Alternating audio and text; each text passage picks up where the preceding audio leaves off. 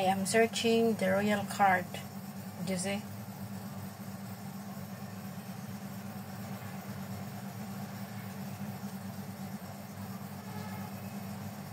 This is fake. All are fake. Did you see? So to those not yet victim of this card, please be careful, because all of these are fake. Did you see? Some scammers used the Prince Hamdan Fasa's photo and ID. They will take it here. Did you see? So you must be careful. It's been a long time I know about this. I have this card and all of the number are same. So okay, because of the blood covenant, he said, I am really scared because I don't want to die. Okay, so you must be careful, everyone. So you want to see me to post about this card and me also, but they are mistaken to write my name. So okay, so take a look, guys. All of these cards are fake. Okay, all scammers take the card in here. So to all people around the globe, be careful.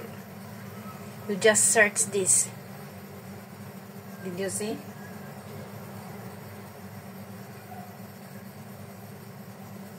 They will add, oh my god.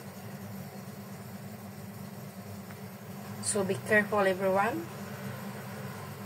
So did you see? They are getting the card in the Google, the searching, and then they take it, screenshot, and then they cut. So this is the result. This is very easy. Even in Philippines, they can do these things to destroy or to. So this one. So all are fake. Did you see? So you must be careful, everyone, because they are very, very, very bad.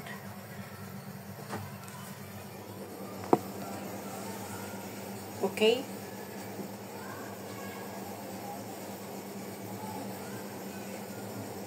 What is it, man? One phone.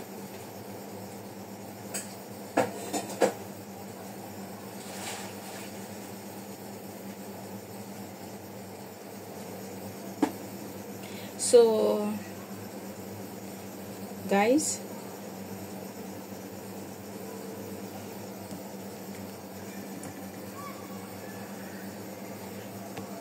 I'm just sharing this to everyone. It's because of my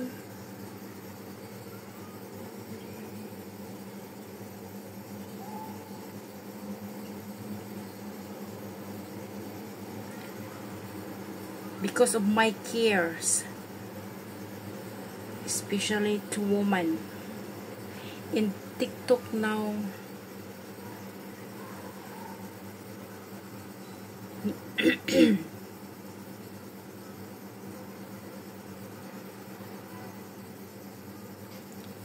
So guys, it's really sad, right?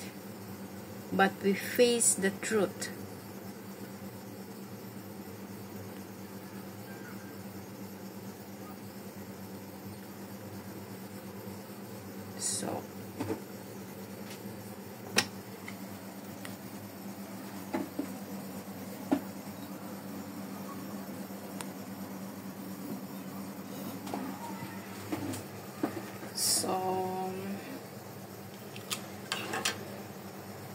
So it's very sad. I am seeing this fake ID of His Highness. So you see though, FASA ID card, related searches, Prince Hamdan Royal membership card. So it was seeing it here. And also this so many take a look guys. I have so many, I have see many things here. So okay, so I have two phone now, so that is the reason why I know. So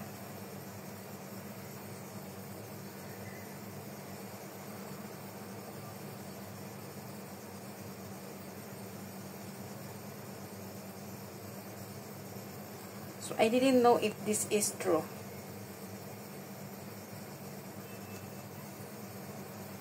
I hear this all the time. I hear this all. It's really, really, really bad.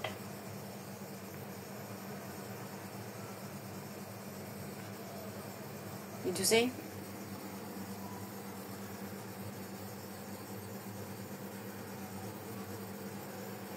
So cannot see? Yes. So this is it.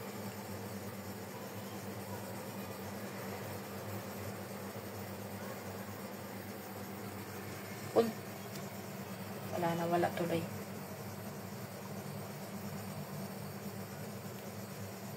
Punta lang kayo sa Google. Okay, ito United Arab Emirates. United Arab Emirates. Al Falasi Royal Palace Dubai. Ito pa, may ano pa, may pirma-pirma pa, kunyari. Anak ng tikbalang. Authorized signature, membership, identification. Hamdan Muhammad. Grabe yung scam talaga. Ito makikita nyo ngayon ito kasi i-post ko ito sa aking YouTube channel.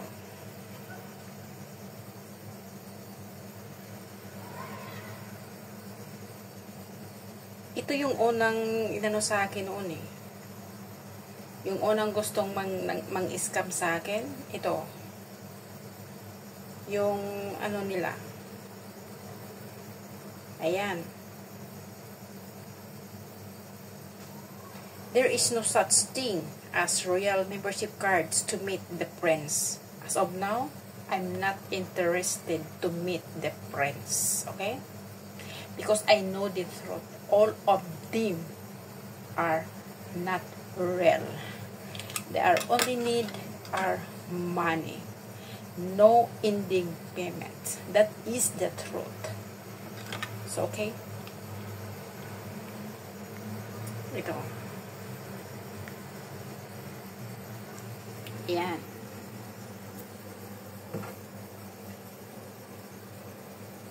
May nakasulat dyan na fake.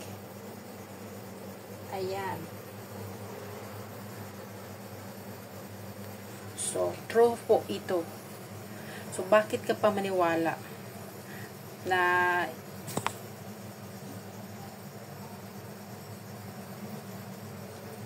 tayong mga simpleng tao lang ay dadamputin ng isang prinsipe, makapangyarihan na tao sa mundo? Impossible po yan. Okay? So, ako, sinubukan ko lang kung ano ang buong katotohanan. So, that is the reality of what I'm doing right now. So, ito, dito ako kasi mukhang bata ako dito eh. So,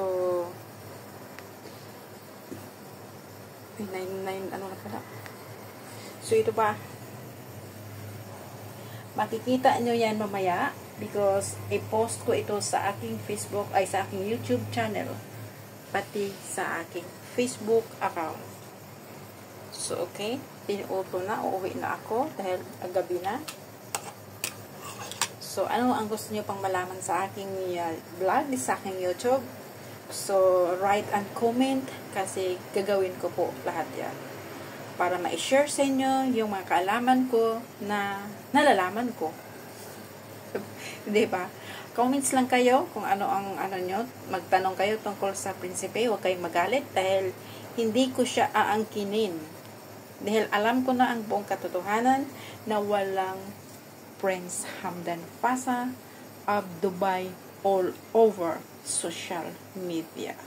I really hate his photos. You know that? Yes. Because he's not the one who used those large of account. And then they will say, sasabihin pa nila na, I am the real friends, the only real account. Ang sarap talagang pangsapukin. Kasi halos lahat sila ay ganun.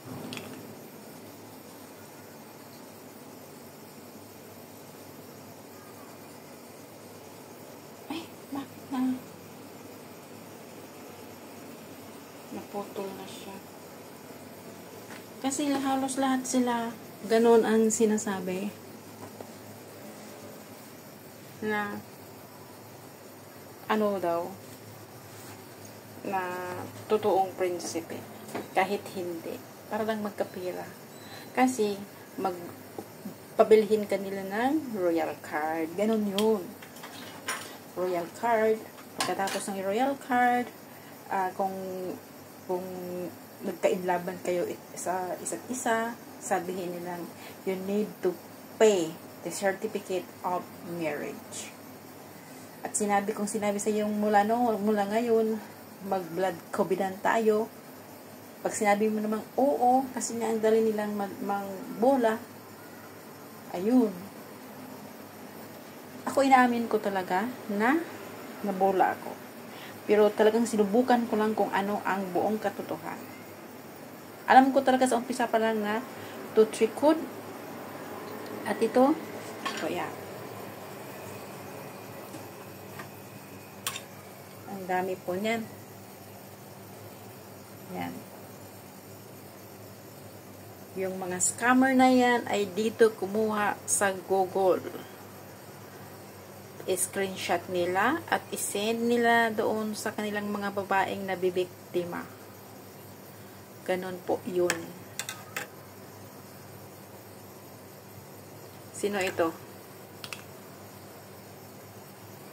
Ito may mga ano pa eh, may mga